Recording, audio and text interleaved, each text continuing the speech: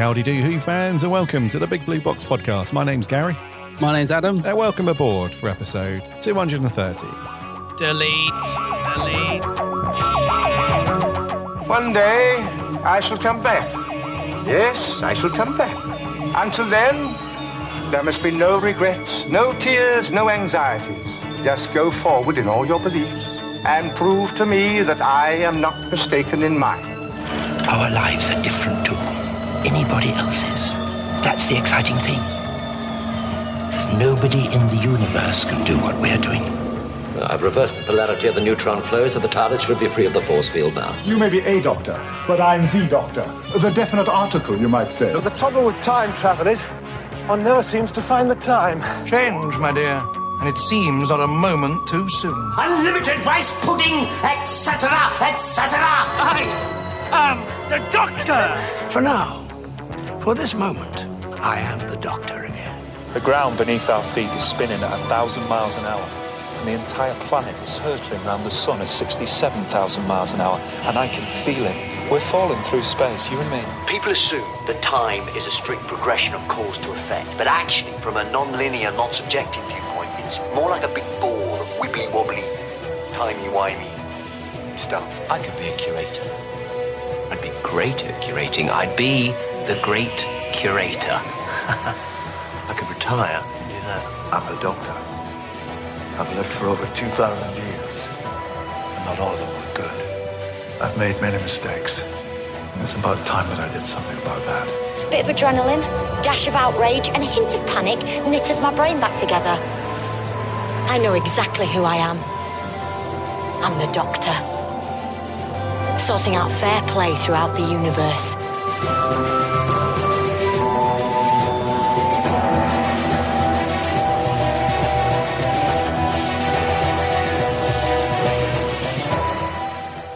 Welcome aboard the TARDIS. Who fans, listeners, podcast listeners. It's great to have you back with us for another week. We're going to be a little bit light on the old news front, as usual, it seems. Yeah. Mm-hmm. Some cool bits of merch to go through, though. One of them quite interesting. Yeah. Which will be good. And then we're on to our review of the 10th Doctor story, the two-parter. Rise of the Cybermen and the Age of Steel. Mm. One that we haven't watched in quite a while, it seems. No. I haven't anyway. I haven't watched this in a couple of years, I don't think. I think the last time I did a Tennant or something rewatch, going through the modern stuff. It's going to be interesting to talk through those two, for sure. Yeah, I must admit, it's been a very long time since I've gone back to this two-parter for whatever reason. So yeah, I'm looking forward to chatting through that. I've got some thoughts on it. I've got some stuff to say. Oh, yes. Got a few little notes. Oh, yes. A few notes, indeed. Yeah. How have you been, buddy? Have you been up to anything Who-related? Yeah, I've been good. Who-related? No, I don't know, really. I started a new Who book, the Doctor and the Cricket Men. Just started that, which is by James Goss. I'm only a couple of chapters in, actually. So that's good. I always like it when I start a new Doctor Who book. I always feel like because me and you have the same thing, don't we? We have a massive pile of books, and it's just like finding time to read them. So yeah, I'm only a couple of chapters into that, and it's James Goss, but I think it was originally in Douglas Adams' unfinished story. I'm not quite sure what the thing is behind it, and it starts off really funny. And then it took an incredibly dark turn very quickly. And I'm only on chapter 4 or 5. So, it's cool. I like that. It does have that very Douglas Adams feel to it. I can see this sort of fitting into the later end of Tom's era. So that's cool. So I started that. Apart from that, I haven't really been doing anything Doctor Who-wise. I've been to see Endgame, of course. I've had to go and finish up that story. Yep. Have you seen it? I mean, I'm not going to say anything, but have you seen it? I have, mate. Yes. And because I can never remember, are you a Marvel or DC person or neither? It's complicated. Yeah, I remember we've had this discussion, and I can't remember what the outcome was. Yeah. So I'm a DC Comics fan. That's it. But in the movie world, I'm a Marvel fan. You're a Marvel fan, sort of right? Switched over. Yeah, I used to be a big on, like back in the day, the original Batman movies and stuff were amazing. But the DC films over the last few years, the Batman versus Superman and Justice League have just been absolutely dire. Whereas Marvel have been amazing for the most part. I think if not all of their films have been really, really good. Yes. I must admit, I'm probably more on the Marvel side. Without giving any spoilers away or anything, did you enjoy Endgame? A good wrap up to the Infinity War, did you think? I did enjoy it, mate. I thought they really pushed the boat out with what they were doing. And yeah, there was just so much going on, but it wasn't crazy enough that you thought I'm completely lost. It was all there. They really went nuts with what they wanted to do with it. But one thing I will say, when I left the cinema, it really it knocked me for six for about a day afterwards. Honestly, because thinking about it, a couple of events that happened throughout the film. It especially towards the end, that really hit me hard, proper. It's weird because for a superhero film, I've never once ever teared up in the cinema. I've never thought about it for hours. Have you no emotion, sir? Honestly, they've never affected me in that way. Yeah. But for a day, literally 24 hours afterwards, I was still thinking about it and still kind of down and melancholy. Mrs. Blue Box was like, are you all right? You seem a bit down. I'm like, yeah, I'm fine. I'm just, still. And she was like, just grow up, just get over it. But yes, did you enjoy the as a conclusion to the Infinity Saga, I think they're calling it? I did. Yeah. I thought it had a lot to do, and I thought it was very good. And I was a bit, because it starts off, because Infinity War is quite sort of fun and zesty, and there's loads of action stuff. This one starts off quite slow, doesn't it? So I was a bit like, first sort of 20 minutes thinking, gosh, the difference in pace is quite different to Infinity War. But I did enjoy it overall. You saying about not getting lost with it though. This is not the film to start with. I had a couple behind me. And I assume that maybe they're on a date or something. And they were trying to be quiet, but all I could hear was him explaining everything to her. And to the point where I knew that she must be new, because I heard her say, "Why is he a tree?" Talking about Groot. And I thought, if she doesn't know who Groot is, this is not boding well. But they were like, he's a tree. And I was thinking, I was getting really cross, but I thought they are at least trying to be quiet, because one thing that drives me nuts in the cinema is when people start talking for a film, and normally they don't even bother to try and be quiet. So, but yeah, no, I thought it was a very good conclusion. Actually, talking of being affected by film, I finally got round to watching the Spider-Man Spider-Verse film the other day. I don't know what's taken me so long. Man, I love that. And that's got a real cool emotional. I wasn't expecting it because it's animation. I never expect to be particularly moved by an animation film, but that's a great film. Have you seen that? It's amazing. It's probably one of the best Spider-Man films. Oh, you see, it's ever. Brilliant. Yeah. It's so amazing. Good. It's so good. And I know we're a Doctor podcast, so I don't want to sort of drift off, but but that was a bit like you. After I finished watching it, I was like, I really enjoyed that. I thought it was so good. I love the fact it was trying to do something different as well, and it totally succeeds. I love that film. So I've been watching quite a bit of films recently. I have done some Doctor Who stuff though. I've been having a good old clear out. I think I was inspired by your clear out that you've been having. So I ventured up. I ventured up into the loft. Matt, do you know what? Those pics don't even scratch the surface of the stuff that was coming out that loft. It was one of those that after about 20 minutes of starting it, I was sat there thinking, why did I start this? Because there was just stuff everywhere. I found some right little gems up in the loft though. I mean, I found like an old hat cap from the Ultimate Adventure stage play. I was like, oh my word, I've still got this. This is amazing. So much Big Finish, because I've got so much Big Finish, but I haven't really got anywhere to put it at the minute. So it's in these sort of shelf bits, if you like, but they're in the loft. So they're kind of all there sort of stacked, but they're not on display. And I was just going through it and I was like, I really wanted all my box sets down because I want to try and put them on display because I love the Big Finish box set. It was just I don't know. I had to put a lot of it back out there, but I had to throw away boxes, which was not good for me because I'm not Big Finish boxes, but figure boxes. So I'd got like stuff like I've got these Doctors figurines that you may have seen on my shelf and stuff, and I've still got the boxes up there that have got great big bits of polystyrene in, and I was like, I really should just I'm not very good at throwing stuff away. Like I'm thinking, am I ever going to put it back in the box? I know what I'll do. I'll throw the polystyrene away. I'll keep the box and flatten it just in case he ever goes back in and stuff like that. So it was quite it did feel good at the end of the day. I managed to clear out some stuff. So it's always a good feeling when you declutter a bit. But yeah, whew, I was so glad when I got that stuff back up in the loft and got everything square, I tell you. Yeah, you never quite realise just how much of a chore it is until you're you're 10 minutes in and you think... I was sat on the bed just surrounded by it thinking, what am I doing? Yes, it was horrendous.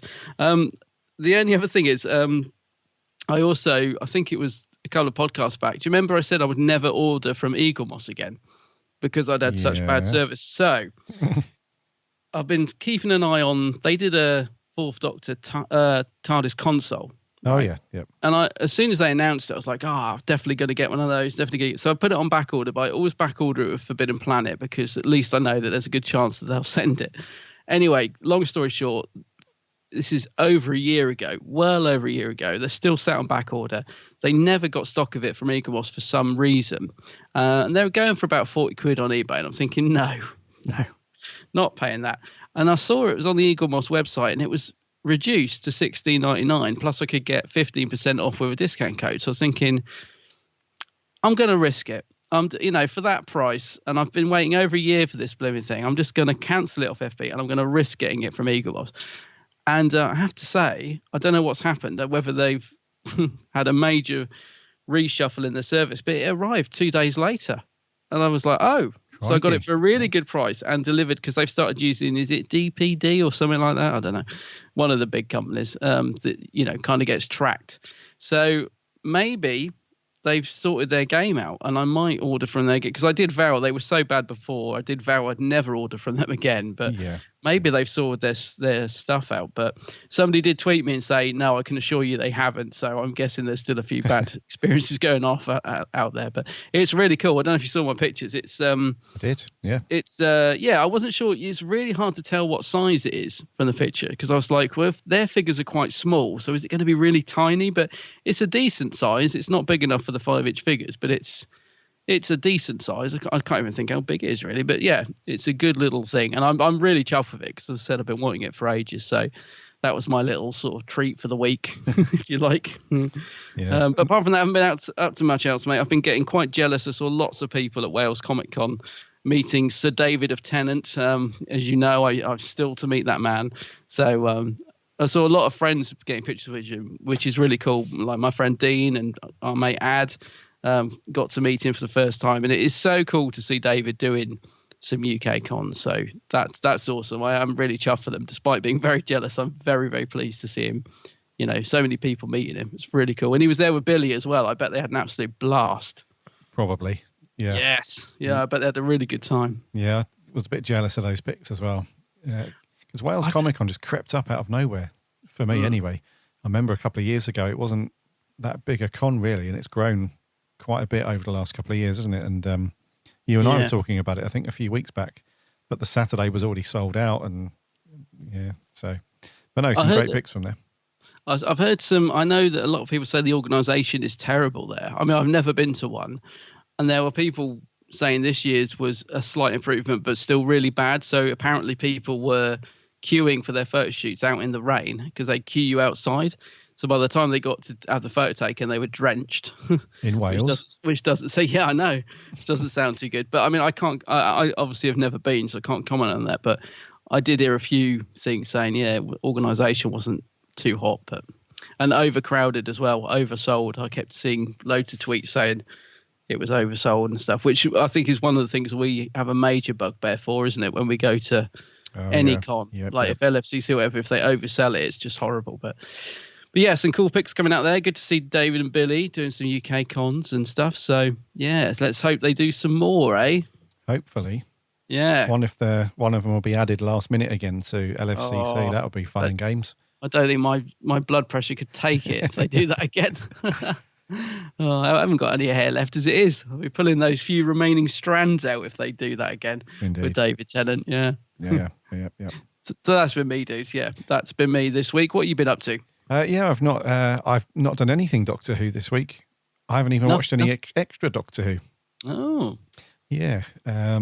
Apart from our 2 review stories, I've not dabbled. I've just been sitting there moping over Endgame, and the pictures from Wales Comic Con. Yeah. So yeah. Are you reading anything at the minute? Are you reading any book at the minute? Yeah, but not Doctor Who though. Oh, right. Okay. Yeah. I just wondered what you're on, because I know you got a few of the... I'm looking up now what they're called. What was the... Well, I don't know. I know you bought a few of the novels that I've got. I'm looking up on my shelf to see what they were called. You'd know them if you saw the cover. I know you got a few of them. Like the round heads one or whatever they're called. You still got them? Oh, yes. Yeah. Yeah. Yeah. They're on the shelf to Human be read. Nature and all that. Those are the ones I'm trying to think of, yeah. Yeah, they're on the shelf to be read. There's probably about 10 books, I would say. Yeah. On the shelf that I haven't read yet. So I have to get round to that at some point. But no, very quiet. The only thing, still trying to plan out LFCC though, talking about conventions. I'm still trying to plan out who to see and so on. Because I have added a few extra people, haven't they, since you and I last spoke about it. Yeah, no one really grabbing me. I'd say that compared to last year, this year's really not setting me a lot. But in a way, that's a good thing, because I keep thinking about, well, that's good because I won't be rushing around spending lots and lots of money, because I think there's literally 2 people that I really want to meet, and the rest are a bit like, yeah. So it could be a good thing, actually. You don't want to meet Brendan Fraser? No. Not bothered about him. So who are you up for then? Eccleston and Shatner? No, because I've met Eccleston, so I won't be paying another $85 to meet him. No, William Shatner and Jenna Coleman. Okay. They're the only 2 that I've got on my radar at the minute. Yeah. Are you sure about Jenna Coleman, based on your frosty past? Yes. I'll give her another chance. Yeah. Yes. I'm sure she'll be fine if she sees the pound signs. I'm sure she can put on a smile. She might be like, if anyone's a fan of Star Trek spoofy kind of things, there's an amazing film that came out ages ago called Galaxy Quest. Oh gosh, I remember that. And one of the characters who was in the original show, he was played by Alan Rickman, and he's like this alien character in the sort of Star Trek-y type show, but in real life he's a real grumpy. And the film opens at a convention and he's at the table signing, and it's so funny because people go up with the photograph to get signed and he's like snatching it out of their hand, not even looking at them. Quick Sharpie squiggle and like flinging it back, and he's just doing it over and over again. I can imagine Jenna just sitting there like, here we go. Boys, come on. Show me the dollar. Yeah. I must admit, I won't be getting her autograph, but I just want to get a picture with her. Would be cool. Yeah. So you can do some sort of secret hand thing to people who know what you're talking about. You're sort of insulting her in a way, but she doesn't realise that. Yeah. No, I was just thinking, actually, William Shatner's got a bit of a reputation for being a bit grumpy. Yes. I've heard people say, like, they go up to him and like say, "Hello, Mr. Shatner. And they go, please sign this." He just like, doesn't even like acknowledge them, just does a scribble, shoves it back. But I've never met him before, so I don't know. Sure. Has anyone got a Sharpie? For me, mate, I'm going to try and get Sophie Eldred, because I haven't had an autograph or a pic with her for about 3 or 4 years now. So it'd be good to say hello to her again. Possibly McCoy. I haven't met Bernard Cribbins before, so I might do him. Is Sophie at LFCC? Yeah, dude. Oh, cool. Because I might get a professional with her, because I've got one and it was really rubbish. Actually, it was really dark. I was so disappointed. So I might get another one with her. She's there on the Sunday. £10 for a pic with Sophie, which is pretty reasonable. Yeah, it's very good, isn't it? Yeah. Yeah. So she's there on a Sunday, and if you want a pic with her and McCoy, they're doing a double photo shoot. That's £30. That's the one I really want. I think I'm going to get that because they're both at Collectomania in Birmingham, which is before. So I might get it there because it might be quieter. But I really want that dual shot of those two. One of my favourite TARDIS teams they are. Yes. 7 and Ace. So McCoy's there Friday, Saturday, Sunday. Baker's there Saturday, Sunday, and Sophie Eldred's there on Sunday. What about John Leeson, K9? He's there just on Friday. Well, actually, no, I won't be getting, because I've got the sort of ultimate picture of Leeson with the K9 prop, which I got again. I think it was Collectomania last year in Birmingham, and it's just the best picture. I couldn't be happier with it. So I kind of don't need to meet him again. It's one of my favourite pictures, actually. It's me, him, and K9 together. It was a cracker that they did. Yeah, I haven't seen them. I don't know why I keep thinking they'll bring that prop out again, because it's such a cool thing to do, to have him next to the prop with yourself in it. But they're not doing that again this year, are they? It's just him, which is fine. Yeah. But yeah. And those of you that haven't met Chris Eccleston yet, you want to meet him. He's attending Saturday only. If you want a photo shoot, it's £85, and the autograph is £95. So I've just started following him on Twitter. Actually, do you follow him on Twitter? I do. Yes.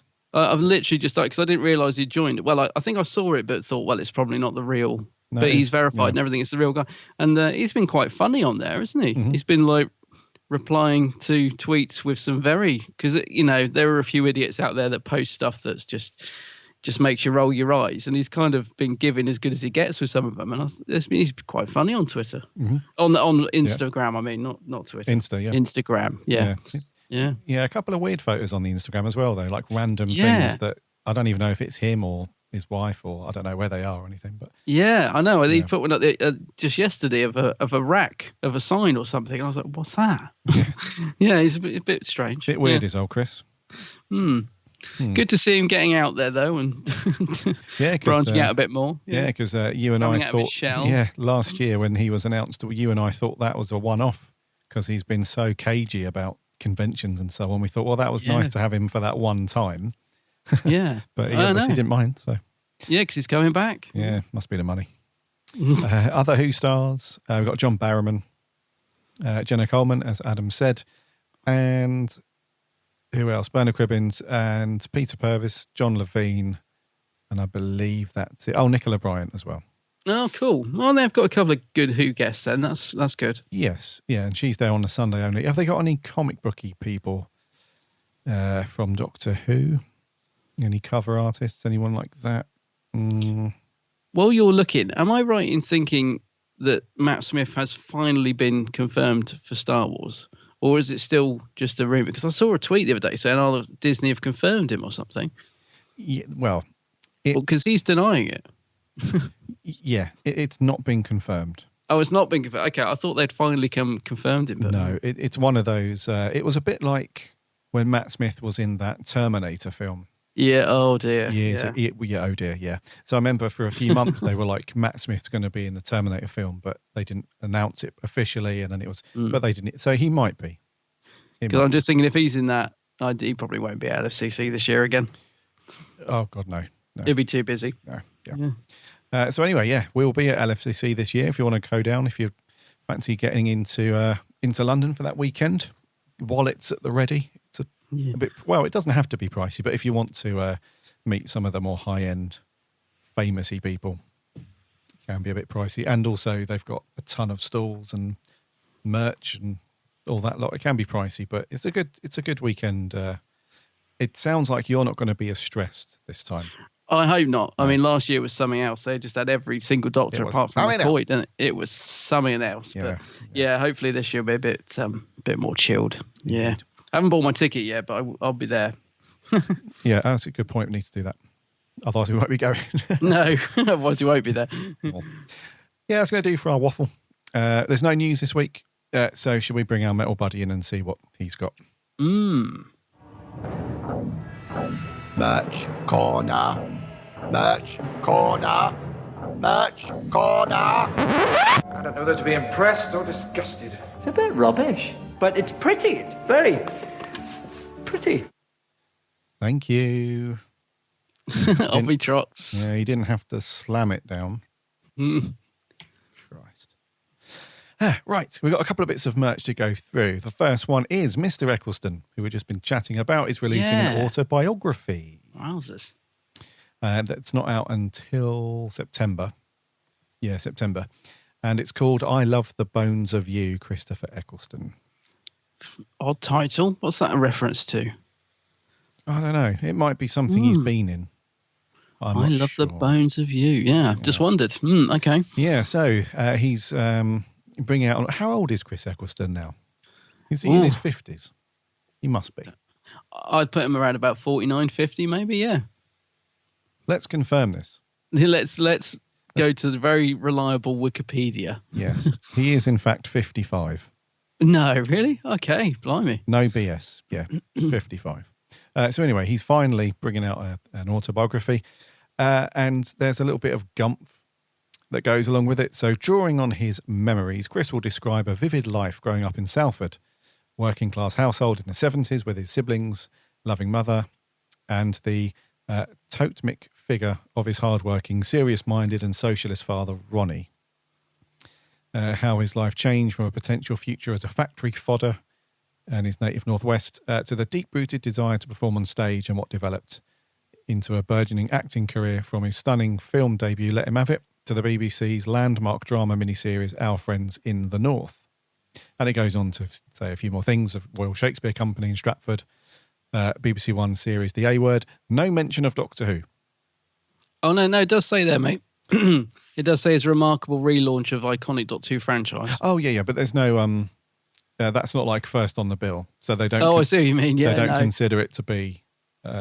well, he did one... I know as Who fans... Well, you and I anyway, and probably... It's the bit we want. Yeah, as Who fans, it, it's weird, isn't it? We expect it to be front and centre, but for the rest of the world who appreciates all of the other stuff he's been in reality, he only did one series of Doctor Who, so they probably don't really. Yeah, it'd be interesting to see how much he does cover actually, because I got a feeling it's going to be pretty sparse, because he was so closed about Doctor Who for so many years, wasn't he? He wouldn't be drawn on it, and then suddenly, I don't know what sparked it, he suddenly started talking about it in interviews, didn't he? To the point when he actually admitted that he fell out with RTD, which shocked me to the core. I never imagined those two would fallen out. So it'd be very interesting to see how candid he is in this and how much detail he goes into. But I'm guessing it's just going to be a chapter. Probably, yeah. Or a couple of lines. I don't know. It's hard to say. I get the feeling that most of a big chunk of the book will more likely be around his upbringing and his family, because the blurb that comes with the book does mention his father quite a lot. It does sound like that, doesn't it? It's about dealing with the loss of his father and the condition that he had and the effect on his family and stuff and all that stuff. So I think a large portion of it's going to be around the personal stuff. And it might be a bit like Peter Davison's autobiography. I was expecting quite a lot of that to be about Doctor Who, and it turns out there wasn't that much in there, really. It kind of skirted around his initial process for getting the part, and then there was a few bits around conventions in later years and stuff, but there wasn't anything juicy like, oh yeah, that's, we knew there was friction between these two, and he didn't elaborate on anything really. He didn't. No, I must admit, as much as because I really enjoyed reading Peter's biography, but I also found it frustrating because every time he started to get into something interesting about Doctor Who, like you said, he kind of skimmed over it. So there was a bit where he started talking about the Five Doctors, and I was thinking, oh, brilliant. The chapter started, about the filming, and I thought, there's so much he could have gone into, isn't there, to the Five Doctors? Yeah. You met all those previous Doctors and everything that went with it, and he basically just didn't say anything at all. I think it was like a page on it, and then he started talking about the play he was in current time, and I was thinking, no, Peter, go back and tell us about the Five Doctors. So there was quite a bit like that, where it was sort of, he would start, sort of lure you in, and then just tell you nothing and start talking about something completely different, like a song that he wrote for a TV show or something. You're like, no, go back to what you were just saying, Peter. But I must admit, having said that, I did really enjoy his book. There's a great bit about conventions at the end, but yeah, he did skim over a lot. There's so much more he could have put in. In fact, he did an interview for Doctor Who magazine to publicise the book, I think the month before. That actually gave you a better insight into his time on Doctor Who than his biography. That's true, yeah. Yeah. Well, quite political, that interview, though, because that was when the early throes of Brexit, wasn't it? Yeah, so, yeah. And, so I think this could be good.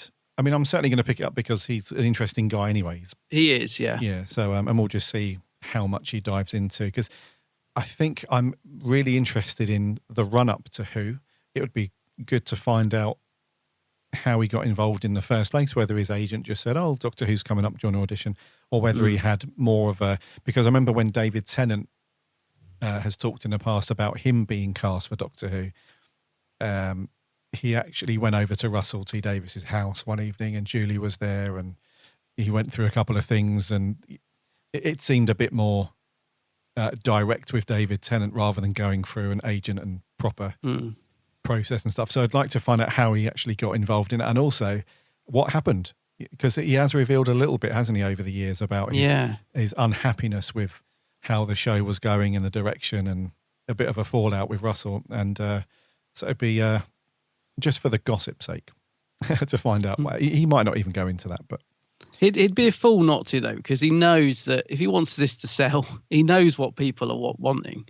You know, he knows that we want it. We don't necessarily need to know all the juicy details, but we want to hear, like, all the stuff you've just said, how he got involved. And he did have as far as I know, he had a fairly good and long-running-ish working relationship with RTD. Because I remember he did quite a few things with RTD before Doctor Who, like The Second Coming, which was brilliant.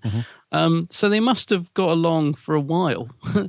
So it always saddens me to think, because I know RTD cast him in a couple of his things. I forget what the other one was now. And I always think it's such a shame that went sour, because they obviously did have a good working relationship for a while. And then Chris, I think, was quoted as saying, you know, we'll never be friends again, quite recently, wasn't he? And I thought, God, no, that's really sad to hear that. Yeah, I think they had a real clash of minds around.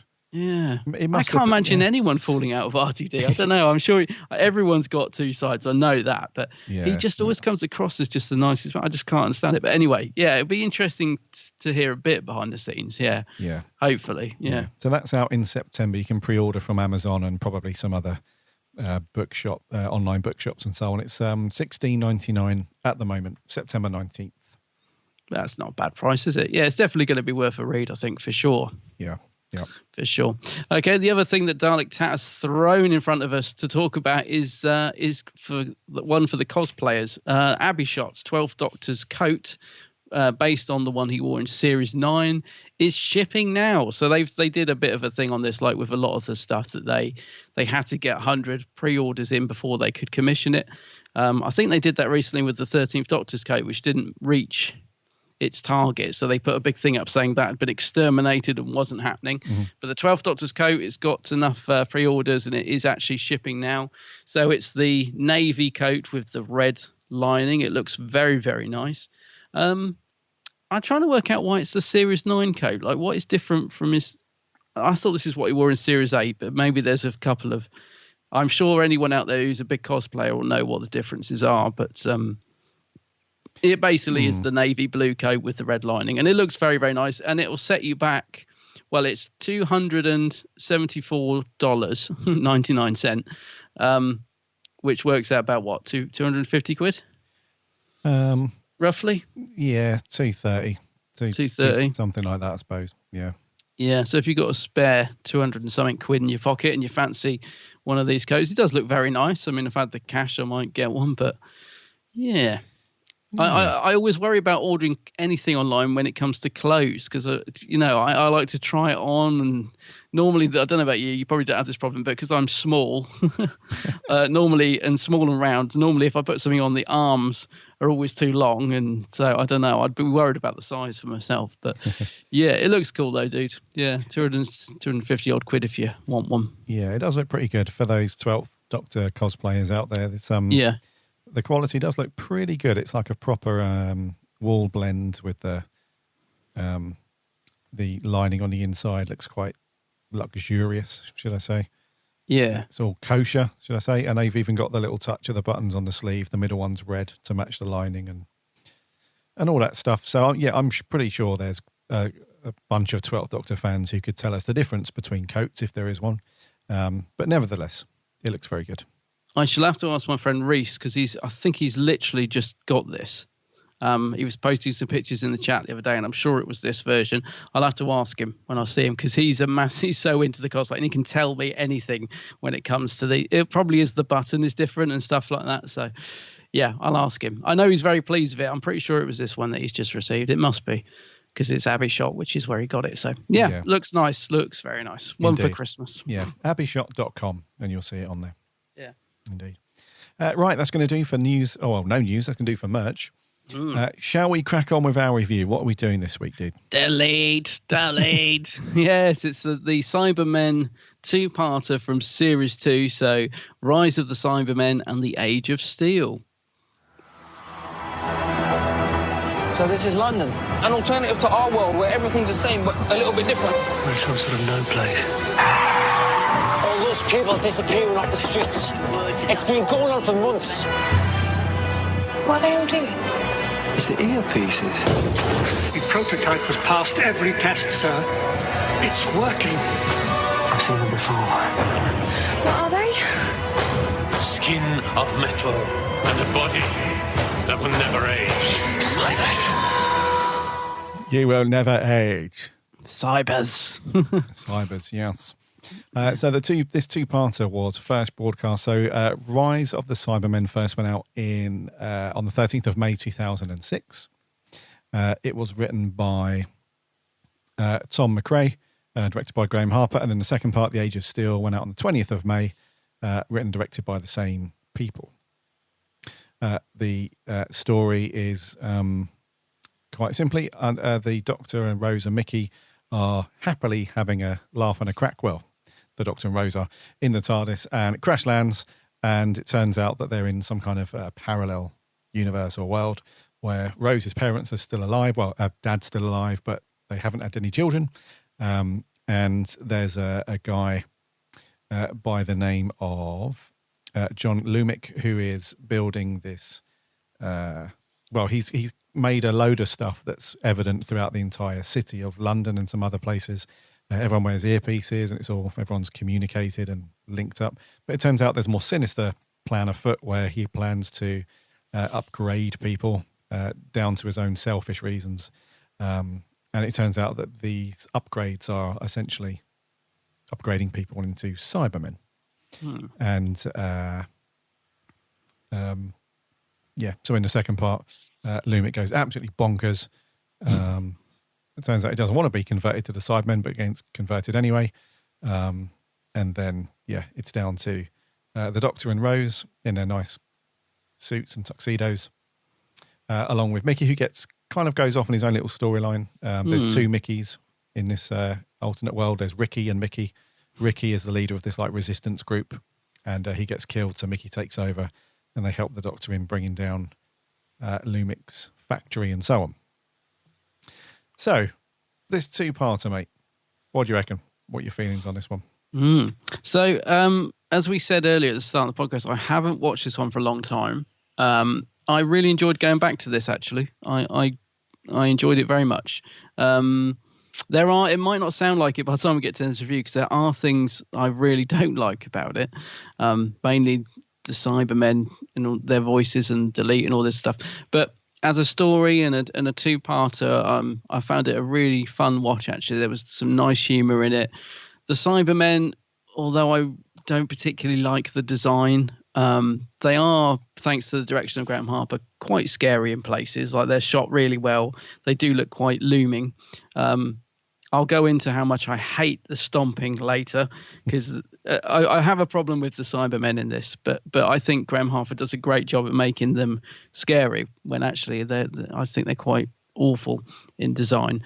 But yeah, I thought it was good, and I thought the cast worked well. I thought the story was decent. I like the idea of the alternative universe. Very interesting, that start with the TARDIS just basically getting to the end of it, just dying, and there being this glimmer of hope of this little spark left that the Doctor uses to reignite it. I thought it was a lovely idea, that, and something I'd completely forgotten about since I last watched this. So yeah, so it's getting a thumbs up. I'm not saying it's brilliant, because there is quite a bit in there that I didn't think was that great, but there is a lot to enjoy in this one. And as I said, I certainly enjoyed going back to this one and rewatching it. I thought it was I thought it was a fun watch overall. Yeah. What about you? Oh dear. I don't like this story, mate. You don't like it? No. Okay. It's not good, guys. No, come on, you're teasing me. You love it. I'm being completely genuine. Are you? Okay. Yeah, there's something about this story that I just really do not like. Wow, that does surprise me. Yeah.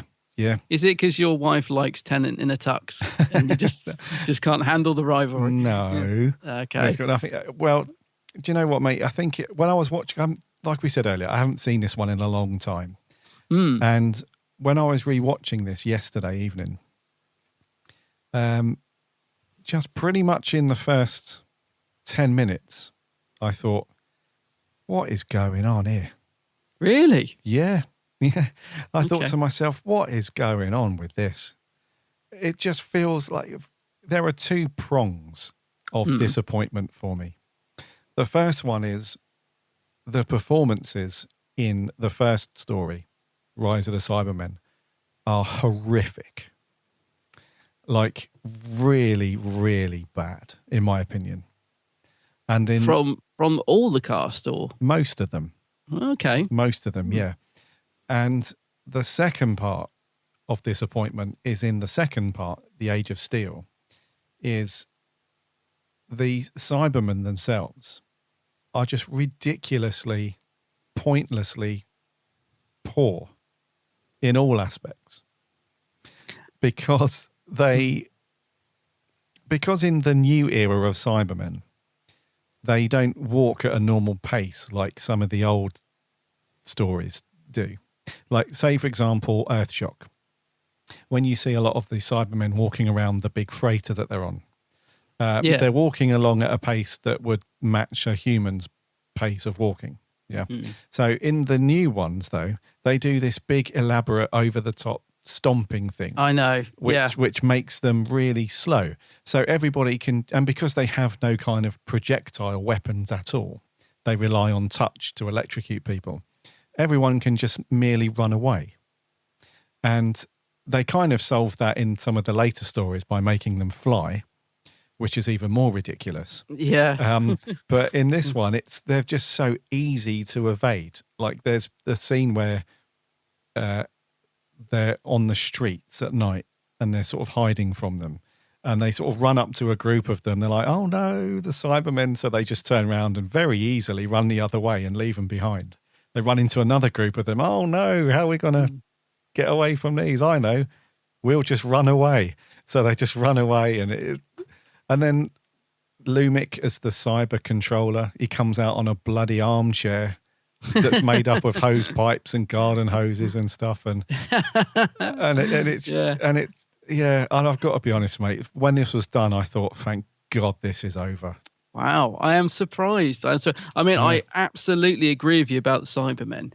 And I think I've said this a few times, so people will know I'm not just saying it to agree with you, but they're my biggest bugbear with this story. Yeah. Because I overall I like the story. I thought the cast, maybe not the supporting cast, but I thought the main cast were quite good. Because I liked seeing Jackie and Pete back together in an alternative universe, so that's quite fun. But the Cybermen, yeah, I absolutely, to the point of absolute frustration in the new series. I mean, not just this story, but I don't think there's. I'm trying to think. I don't think there's any Cybermen story in the new series where I particularly like the design or them. But the stomping feet thing, I absolutely couldn't agree with you more. It drove me insane in this story because it's so annoying.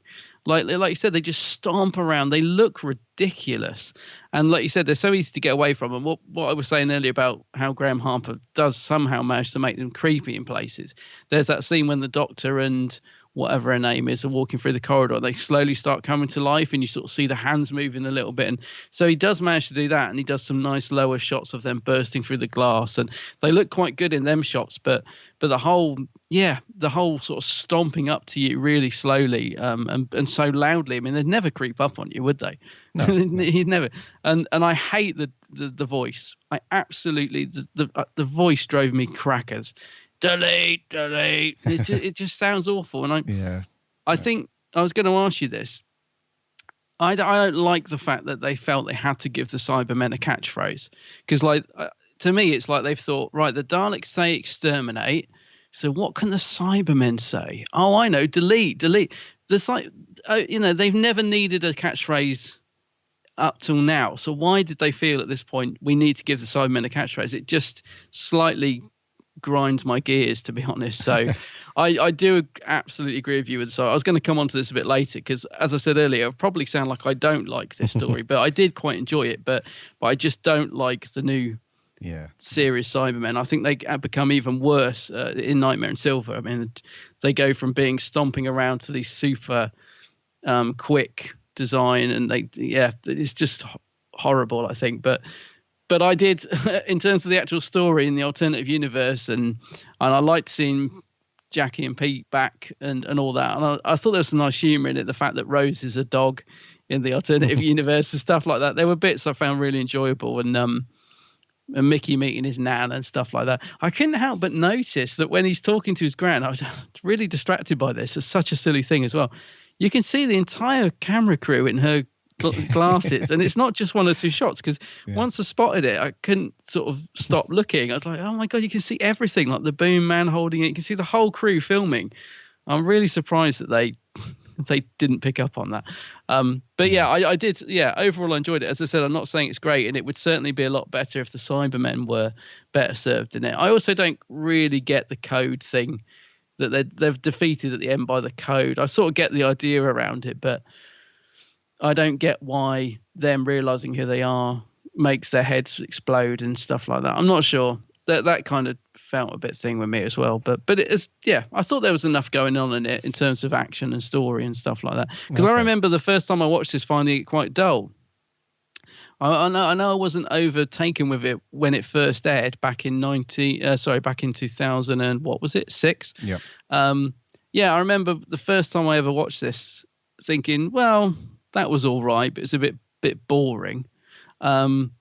So I think that's why I haven't gone back to it too much over the years. So maybe I sort of went into it with low expectations, because it seemed I wouldn't say better than I remember, but it seemed more fun than I remembered.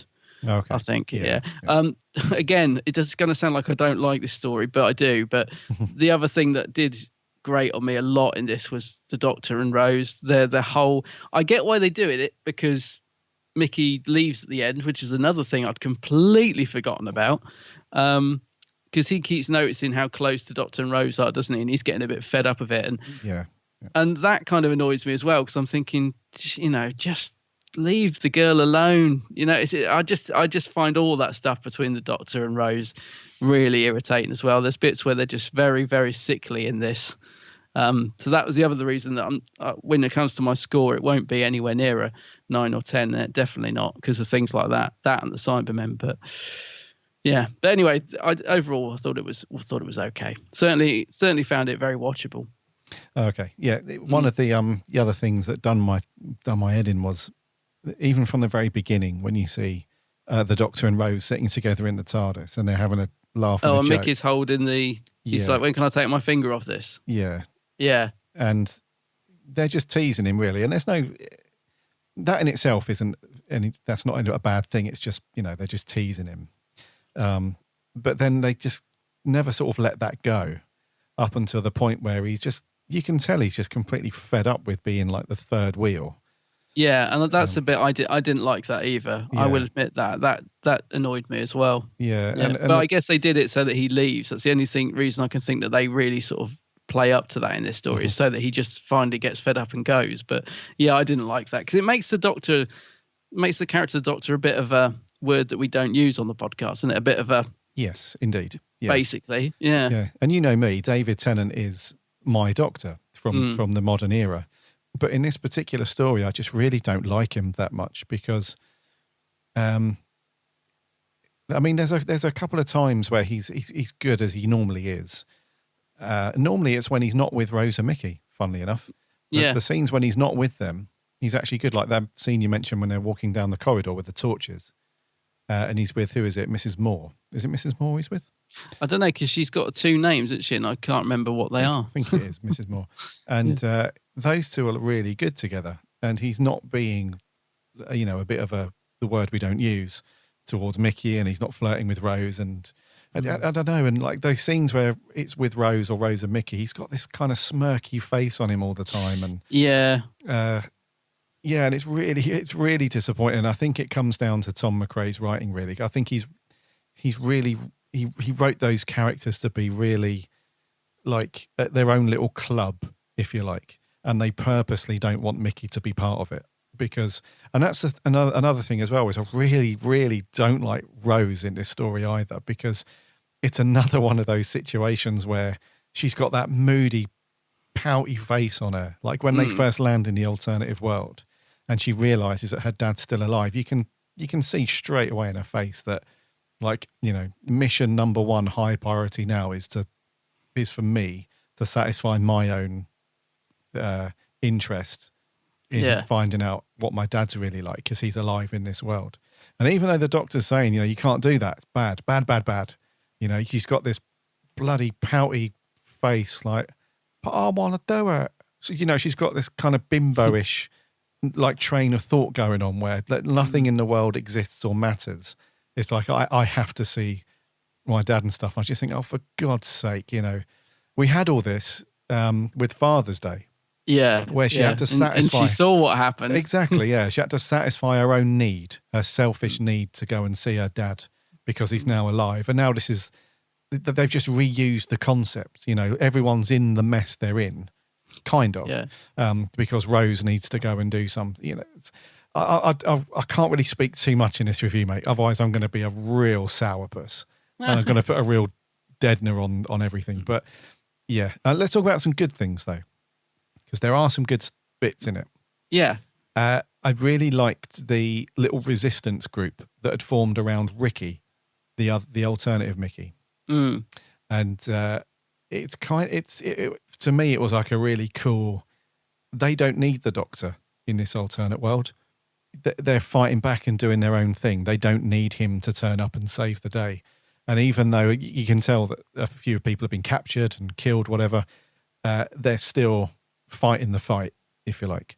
Yeah. It had a kind of resistance from Star Wars feel about it. In fact, there's a bit in it where the Doctor feels like he's a bit unneeded, isn't it? He's like, well, I'm the Doctor if anyone cares, or something like that. And then they're like, not really. So, yeah, no, I thought they were a good little group of characters. I particularly like is it Mrs. Moore, is it, that goes, that goes off with the Doctor, and she just gets killed, actually. I must admit that when the Doctor doesn't react very shocked when she does get electrocuted by that Cyberman, he kind of just gets shoveled off. But I thought she was a good character. I like that little resistance group, and it's interesting having the Ricky character as well. He got killed off a lot quicker than I remember as well. I thought he was in it more or less right to the end for some reason, but yeah, I thought that was a good aspect of it as well.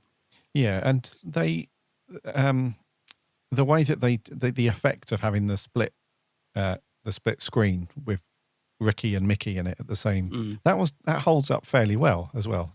Yeah, it wasn't too bad, was it? Yeah, it worked. Yeah, yeah. But I thought Noel Clarke had a pretty decent gave a pretty decent performance in both these parts, because he's got this there's a scene of two tales, really. The bit where the Doctor's in the middle and Rose is like, well, I'm going off because we've got 24 hours. That's annoying because, like I said, she needs to go and do that. But Mickey, he's up for it. He's like, yep, I'll see you in 24 hours. I've got stuff to do. And then he goes straight away to see his old nan, doesn't he? And that's the bit I liked. And that was beautiful, that moment, because in our world, she slipped on the carpet and died. Yeah. And in this world, she hasn't. He can see that the carpet's ripped, can't he? Yeah. But she hasn't slipped yet, yeah. I did notice, though, he says when he does leave at the end, he's like, well, my nan's here, I need to look out for her. And then in the very next scene, he's getting in the van with old matey boy and saying, right, should we go to Paris? Like, oh, you've got your nan pretty quick, didn't you? He's like, oh, never mind, Nan, she'll be all right. Yeah, you forgot old Nan, didn't you? Yeah, you forgot her very quickly, didn't he? Suddenly Paris came up. But it's funny you say that, because I thought Noel Clarke was great as Mickey in this. I thought he gave a really good performance, because he's quite sort of he's the sort of softer version anyway, whereas Ricky's very, he's the hard nut. But I thought he was a bit OTT as Ricky, to be honest. I thought he was trying a bit too hard to be a different character, whereas I thought he was brilliant in his sort of much more softer performance as Mickey. It's surprising that, because when you think about some of the films Noel Clarke's done, like Adulthood and stuff, you'd think he'd be quite good at being a bit more gangster-like. But I just thought he was a bit sort of caricature. There's lots of scrunching in the face and what am I gonna do? But and I just thought he was a bit OTT, really. But both performances are all right. But I particularly thought he was good at Mickey, playing that sort of slightly wounded look, all that stuff going on. Yeah, no, I agree. It's he definitely played the Mickey part of it a bit more subtle. Yeah, subtle. That's the word. Yeah, emotional. Yeah, I think when he was playing Ricky, I think potentially the director got him to really emphasise the bad guy. Yeah, the more menacing, tough nut kind of character, just so when you saw both of them on screen, the divide was really obvious. But he did ham it up a little bit, didn't he, as Ricky? I think he did, just a touch too much, yeah. And I thought they could have played up to when Mickey comes back. He could have. I thought he was going to pretend to be Ricky for a while, but they didn't go down that road. He could give straight away. Says, "No, it's all right. I'm Mickey." Like I thought he might toughen up and try and pretend to be Ricky, but he didn't. No. Yeah, but I did think Noel Clarke was very good in this, and it was a nice story of him. I'm surprised that completely forgot that he leaves at the end of this. Do we see him again? Yeah, apart from that little bit when he's with Martha. Yeah, we do. We see that he comes back in The End of Time, part 1 and 2, because we got all the... No, was it The Stolen Earth? There's one of them. We've got all the crew together. Oh, yeah. Because I'm trying to work out, because the Doctor does say to him at the end, we can never come back. He's very quick to leave. He's very quick to leave in there as well. You know, all the sort of consequences of leaving him there. The Doctor's very quick to say, yeah, okay, well, have a good one. And he, never mind that. Don't worry about your family back in your universe that will wonder where you've gone. You know, you just stay here and enjoy yourself. But yeah, I don't know. He does come back then, does he? Because that's what I was thinking. How does the Doctor get back? Because he says we can't ever see you again. Oh, mate. Yeah. I mean, how does he come back? Yeah. Yeah, I don't know. Somebody out there will know, because he ends up with Martha, doesn't he? Isn't there like a little bit in? Yeah, when that's they're at like the very getting end, married though. or something. Well, that's at the very end of Tennant's run, like, the specials at the very last one. Yeah, they're fighting against some. But they're like Tyrants, together, aren't they? They're like a married. thing. Yeah. But no, he definitely turns up in. He's in the 2008 end one, Journey's End. Yeah, that's the only, and then he's in very briefly, like we said with Martha, at the End of Time.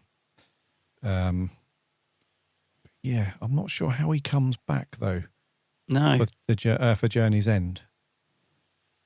I don't know. He comes back somehow. Yeah, he comes back. Well, it's good because I think there's been a good progression with Mickey's character as well. If you think about him in the first episode, Rose, where he's sort of he's a bit of a wet lettuce, isn't he? In that one. And although he's still got that side to him in this, he's definitely progressed in terms of his acting as well. I think as I said, he gives a really good performance, but his character's definitely built. And this whole thing about realizing that him and Rose are pretty much finished, and he's sort of like the spare wheel, which I think sort of becomes apparent in School Reunion, doesn't it? He says, I'm the tin dog and all that sort of stuff. So I think there's a fairly good character progression for him, which pays off nicely in this story, if you like. Yeah. No, for sure. Yeah, he's pretty good in it, actually. Yeah, I think it's decent in it, yeah. That's got me thinking now, though. How did he come back for So I know. Journey's I was thinking End? it all the way through. When he left, I was thinking, yeah, but I'm sure that's not the last we see of Mickey. Yeah. It's somebody not, will be there. This will be one of those moments when people are screaming at the podcast, "You fools!" This is how he comes back, but I can't remember. I haven't watched Stolen Earth for years. Unless it's in another story somewhere that he came back before that.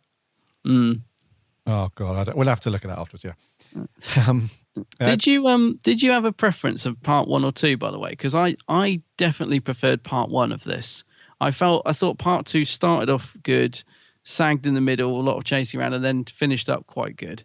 But I think out of the two, I definitely preferred the first part when we were getting to know this alternative universe and the Zeppelins and Pete and Jackie and all that sort of stuff. The second part just felt like standard running around and explosions and didn't seem to have as much content, I didn't think. No, I agree. Yeah, I thought the first one, Rise, was better. Better, yeah. Yeah, I was hoping to see.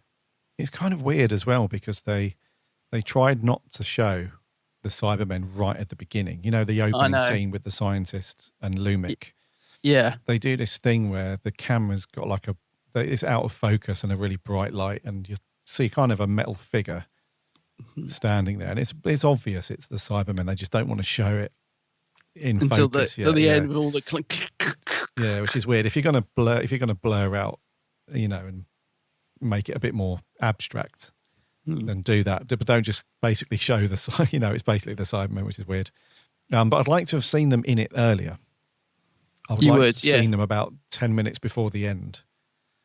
All that stuff kicking off, because up to that point, it was I can't say it was great in my opinion. It was better though than Age of Steel, the first one, but it would just been because in Age of Steel, it just kind of drags on a little bit until the last 5-10 minutes. Yeah, and I do like that. I do like that last sort of 10 minutes when the Doctor's saying to sort of giving Mickey the clues. You know, I do like the way that Tennant does that. He's like, even an idiot could do it if he had the code and he's letting him know, oh yeah, okay, right, the code. So I thought that was a nice end scene. I thought that was pretty good. I think so. From what you're saying, I think you agree with me about the Cybermen design. You're not really that keen on that. Not really, mate. No. And how do you feel about the voice and the catchphrase? Do you agree with me on that? That it's a bit, or do you like the voice? And what do you think of the delete thing? Because I find it really irritating. Yeah, I'm with you on the delete thing. That's a little bit the catchphrase. A little bit weird. Yeah, I mean the voice, it's okay. Yeah, it's not amazing. Don't get me wrong. It's not.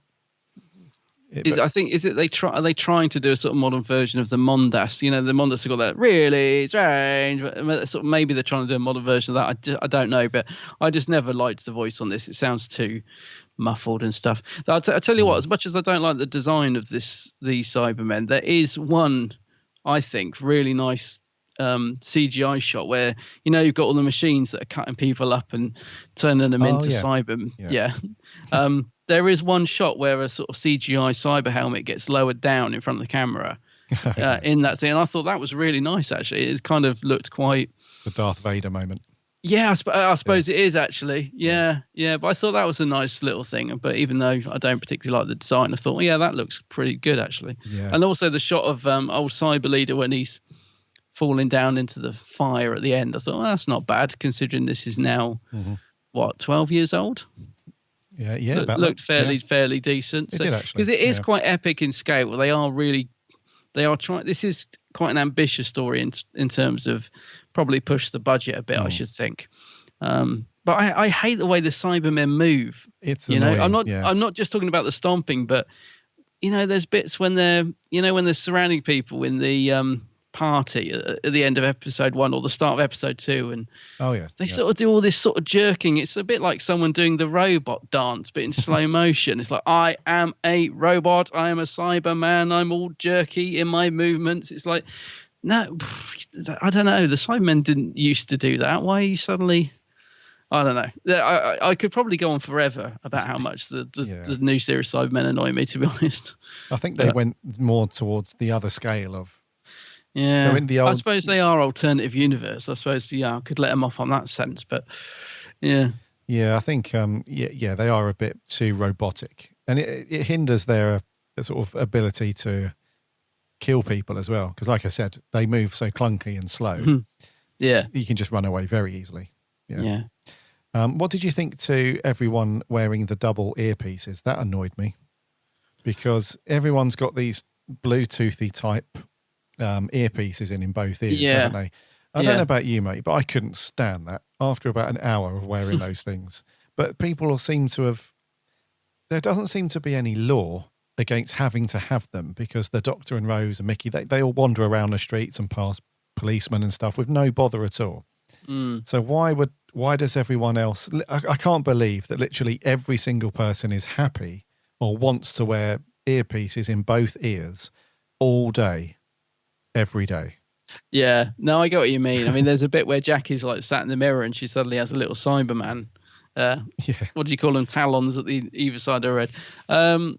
Yeah, I get what you're saying. It didn't really bug me, but it also, I don't think it's particularly good. I mean, I like the idea that they're at a stage where they just get fed all information at the same time straight into their brain, and then they get a joke at the end of it. I thought, okay, that's pretty cool, but I can't see.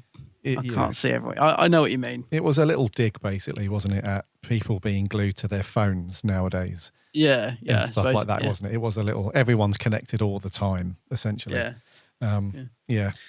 What did you think when old Cyber Jackie turned up? Because I'd forgotten about that moment as well. So, because they put some fake earplugs in to get into the factory, and then their face was Cyber Jackie. Yeah, that's good. I thought, that actually was a good... Yeah, I thought that was a good moment. And again, completely forgotten that happened. Because I thought she escaped.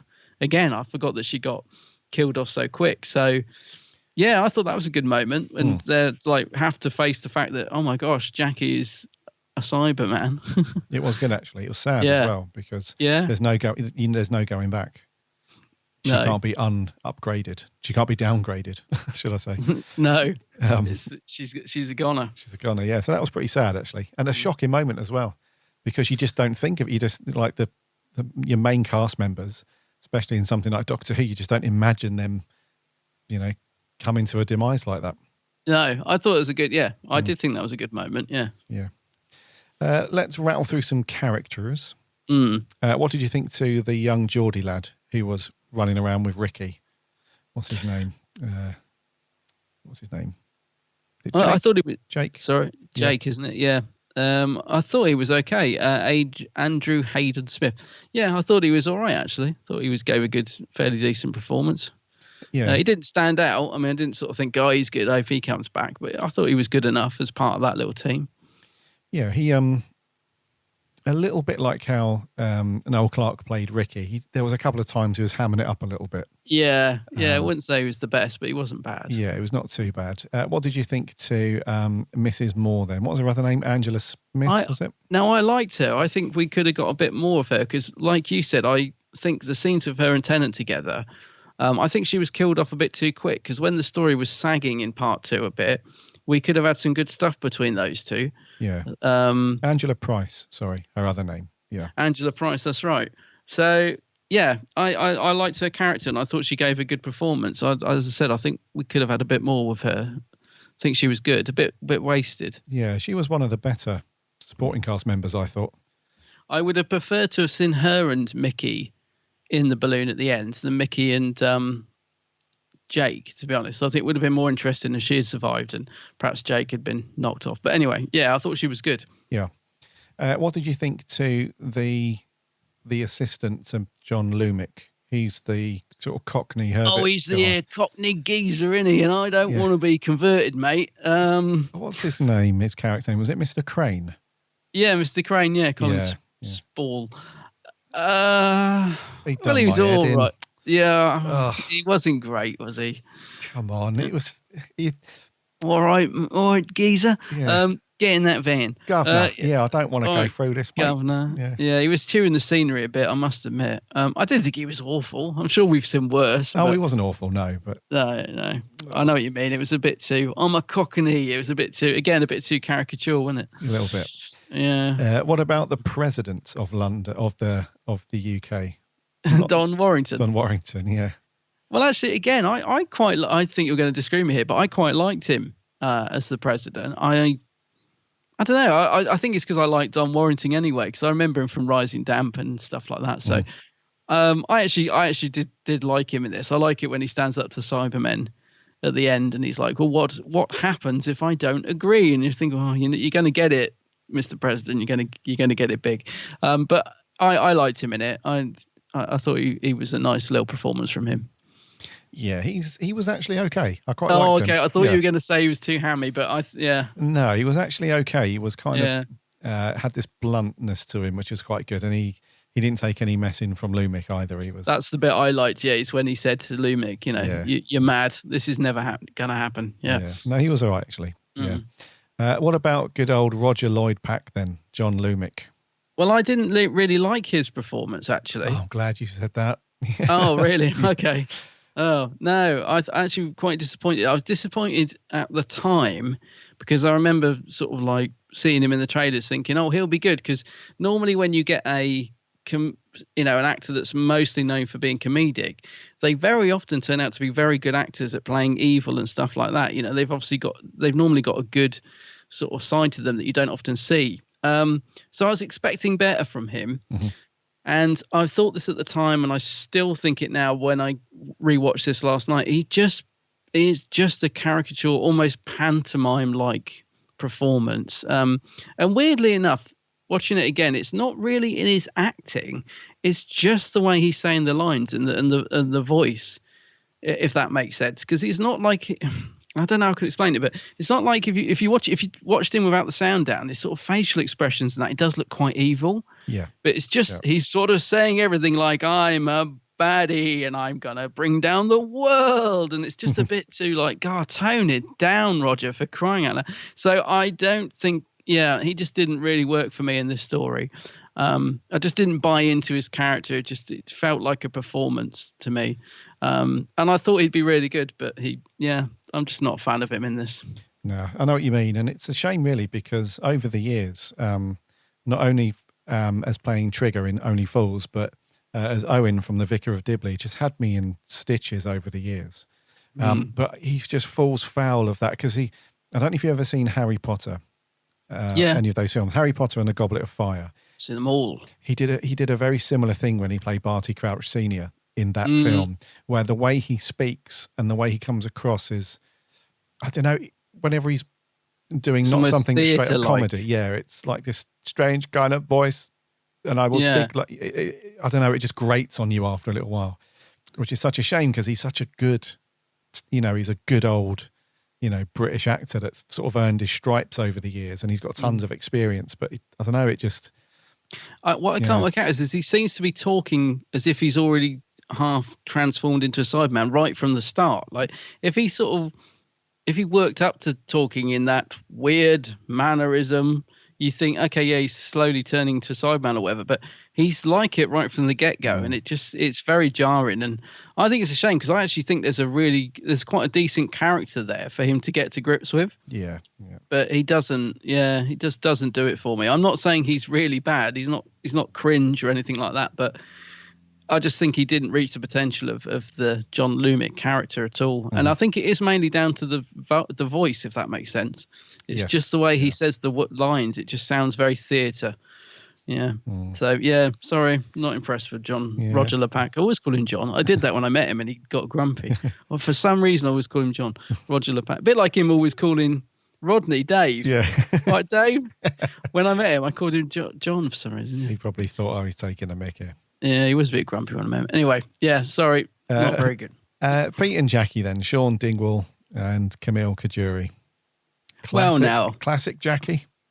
I liked them in this. I actually think Sean Dingwall was Pete. I think he's a good little actor, actually. He is. And I always warm towards Pete because he strikes me as the sort of downtrodden. He's always trying his best, but he's always got somebody telling him he's rubbish. And so I actually really like Pete's performance in this. And Camille Coduri, I always think she's fun as Jackie. And the scene I loved, and I think you might have liked this one, is when Rose goes and sits with her outside and starts trying to tell her that, give him another chance. And she's like, how dare you? Who are you? You're just starved. And she really lays into Rose, doesn't she? Because she don't know that obviously she's Rose. Yeah. So I thought she was good in this. I always think she's fun anyway. But yeah, the pair of them, I just think a really cool little duo. No, I agree. Yeah, I thought Sean Dingwall was actually all right in this one. Yeah. He's got a bit more sincerity to him than Father's Day. I really like him in Father's Day, but yeah. And Camille, she's just great, isn't she? Every episode cool. She's in it, she's just, brilliant. Yeah. Spoken about Noel Clarke. I've spoken about Billie Piper. What did you think to her performance as Rose in this one?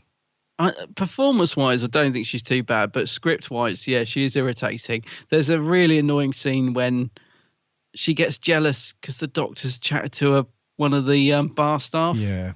She's like, who's that then? And she's getting all thing, and I'm like, Rose, give it a rest. I'm not really criticising Billie's performance. I just think she's written quite irritating in this.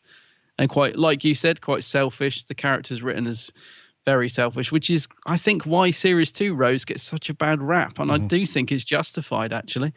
Not really a criticism of Billie, but the character is a bit annoying in this. Yeah. Yeah, a little bit annoying. When I started watching this last night, I think about 10 minutes in, my wife just got up and went, I'm sorry, I can't watch Rose in. I do agree. I didn't like the scene at the start when her and the doctor are taking the mickey out of Mickey, for one of it, when they're like just laughing, because they're like a pair of sort of school kids in that beginning bit. And again, it's more down to the writing than performance. But yeah, that is annoying. Yeah. What about Tennant then? Well, I thought he was good in this. I know you're not a fan of him particularly in this one. I do absolutely agree with all the flirty stuff and all that. I absolutely agree. That is so annoying, and it does make his doctor to be a bit of a. But there are moments, I think, when he's great in this, because he does have to convey a lot of emotion. So he gets quite angry at times when he's shouting at him, telling him not to leave, which we know Tennant does anger well. He does moments of joy, like when he sees the little spark in the TARDIS and he realises there's a little bit of life left in it. I mean, he's great in moments like that. He absolutely is just a joy to watch when he's acting out scenes like that. So, yeah, I don't really have a problem with it. I don't think he was in full flow. You know, I don't think this is like one of his best performances. It's not up there with Waters of Mars or anything like that. But I think he was decent in it with what he was given on the page. Yeah. Yeah, I think he was just up and down in it for me. There was times where I just really didn't like his character at all, the way he was coming across. I get that. Yeah. And there was other times when he was just, as I said, he was great, as he always is as the Doctor most, you know.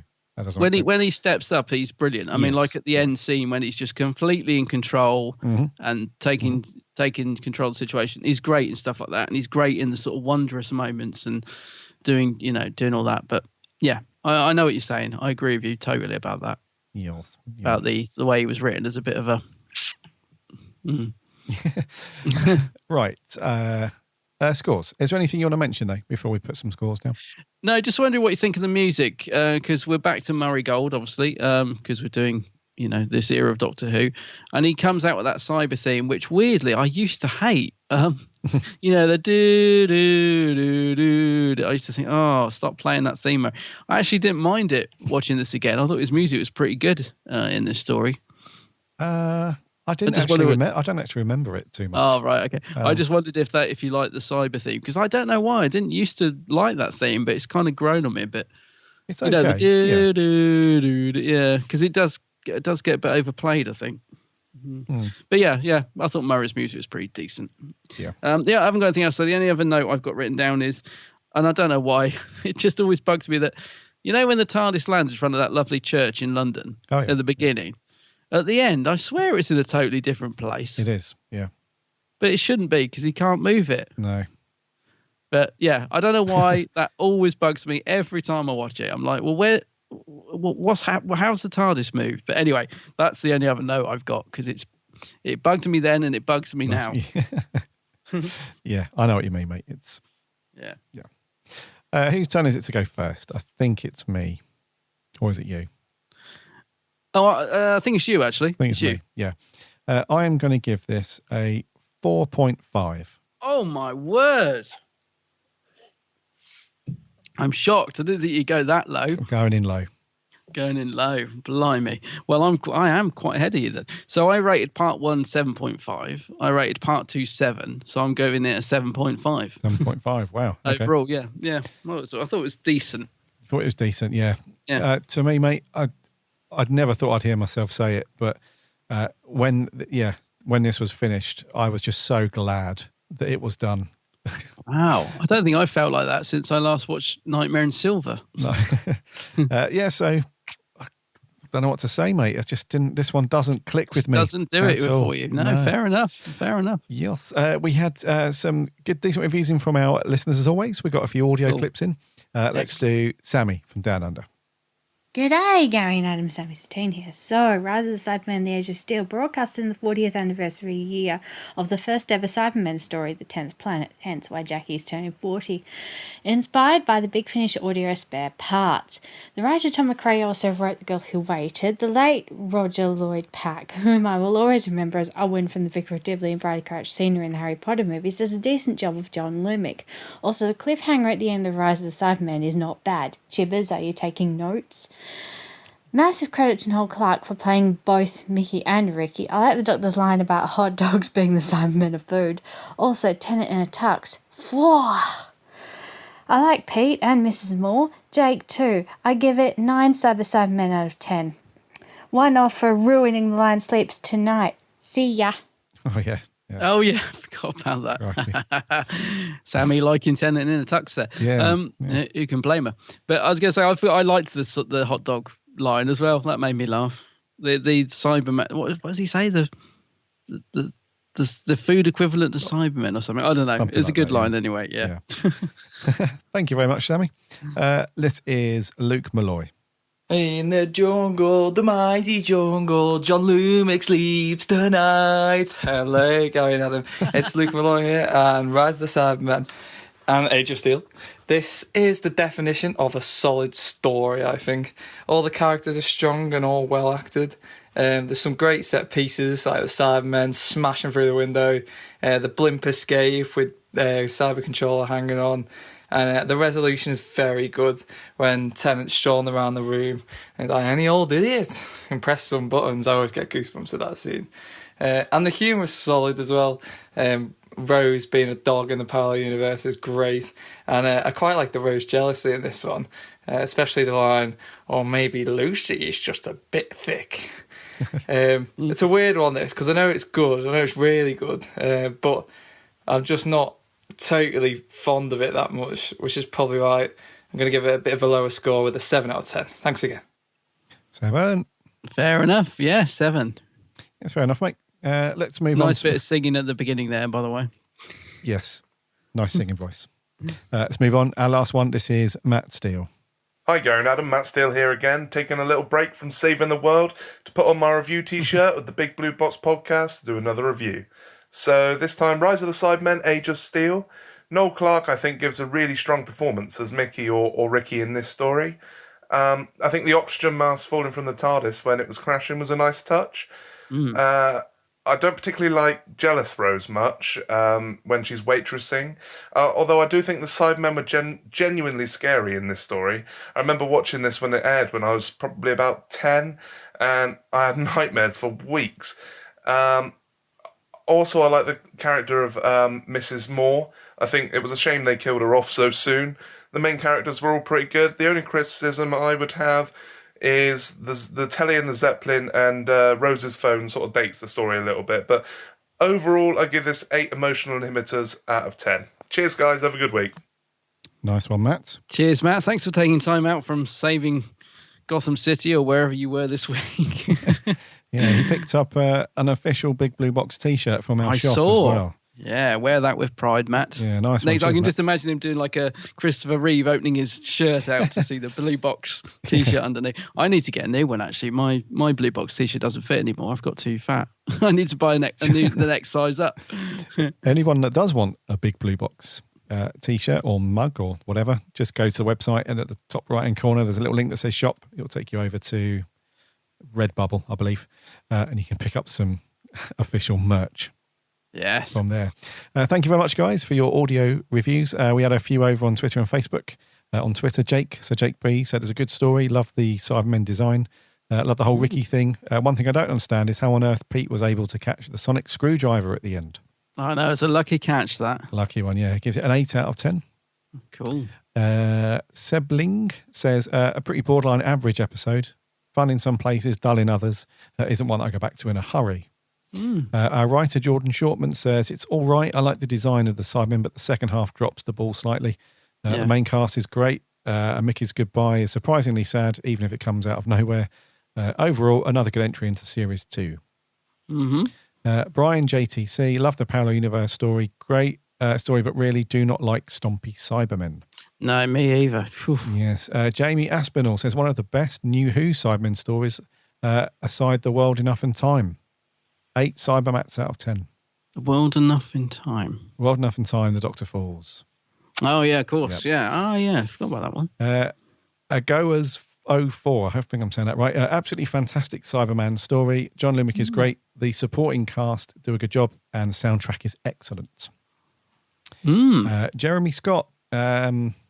No, that's not a review. That's just something else. Sorry, The Who Society says, overall a good story. It's not perfect, does have a few flaws, but there is plenty of enjoyment out of this one. Gives it a 7.5. Hey, same as me. Zombie Who 97 says, one of my all-time favourites, not just based on nostalgia, but also the way it handles the Cybermen. Story has made the Cybermen scary, and it was a good reintroduction as you could possibly hope for, and one of Doctor Who's greatest villains. Also, the design is amazing, a 9 out of 10. Wow, likes the design. Okay. Indeedy. And over on Facebook, Joseph Howarth says, it's okay, just okay. I like the character development that Mickey had in this two-parter, and I liked how he decided to take Ricky's place once he had died. But I wouldn't call this a brilliant story, but I've certainly seen worse. Goes on to give it a 6 out of 10. Dean Jones says, my introduction to the Cybermen all the way back into 2006, I'll always hold a special place to this one, and the story itself is pretty solid. Loved the parallel world, explores different sides of the characters, despite how silly the foot stomping is. I really like the Cybermen. Gives it 8 out of 10. Chloe Anderson, short and sweet. One of my all-time favourites, 9 out of 10. Kevin Mullen says, one of the few highlights from my least favourite series, and certainly my least favourite Doctor companion pairings. There is darkness and body horror to the story that I really like, but it's not enough to cover up the cracks. Lumic is a pantomime villain, and Don Warrington is woefully underused. Gives it a 4.5. Oh, same as you. Same as me, yeah. Miles McKenzie, the story which turned me into a fan. I love it for that very reason. I've got vivid memories of the Cybermen crashing into the house. Yeah. I love its Black Mirror vibes I got from it and how it built up the zombie-esque world. The use of the parallel world worked as well, and it made that they could do anything and it still be believable. Love the characters too, a 9 out of 10. Zach Jenkins gives it a 7.5, and Charlie Turner, the best new series Cybermen story so far. The concept of the parallel is very well done, even though it's not nearly as good as Inferno from John Pertwee's first season. It gives it an 8 out of 10. 8. Cool. Thank you so much, guys, for sending in all your views and reviews and whatnot. It's really good to hear what fandom thinks of some of these older stories, which is really good. Next week, we're zipping over to the Sarah Jane Adventures. What have we got next week, buddy? Yeah, cool. So this is the last story in Series 2, I believe, called Enemy of the Bane. Yay. Really looking forward to this because the Next Time trailer looked great, and I spied the brig in it. And it's as I said, the last story in Series 2. So I may be going into this with too high hopes because I haven't seen it before, but I'm really looking forward to this because it's like the series final, the brig's in it. I really hope it's good. Yeah. I hope so.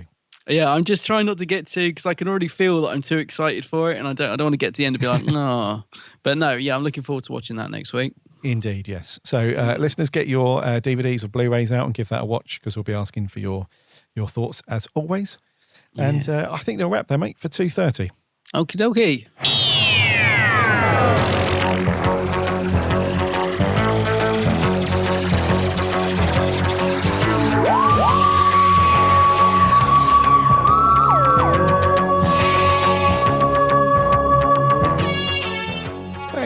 Thank you so much for sticking with us through episode 230. And I realised at the beginning of this show I didn't do the usual thing. So I hope you've all had a cracking week and that you've all managed to do something Doctor Who related. Blimey, can't believe we forgot that. That must be a first for a while. Yeah. Sorry, guys. Wow. Just realised that right at the end. Next week for 231, it's going to be the Sarah Jane Adventures Enemy of the Bane. So get that watched. In the meantime, head over to the website, www.bigblueboxpodcast.co.uk. You can listen to all of our previous shows on there, and you can link off to the various podcast networks. So give us a sub on those so you don't miss a show when it lands every Friday morning. And there's also buttons to link off to the various social networks so that you can give us a like and a follow over there as we chat Doctor Who and other bits and pieces throughout the week. Also, check out my co-host's YouTube channel, The Geek's Handbag. Yes, indeed. Plenty of amazing videos over there. If you're into reviews, unboxings, competitions, or just everything is over there. It's got it all. Satisfy your geek need. Do a search for The Geek's Handbag on YouTube. Give Adam a like and a subscribe and all that jazz. And you're also on all the social networks under the same name, The Geek's Handbag. So yeah, get involved. We've got a really cool community. Loads of cool people and chat and whatnot on social every week, which is good. Indeed. Until next week for episode 231. My name's Gary. My name's Adam. And remember... Allons-y.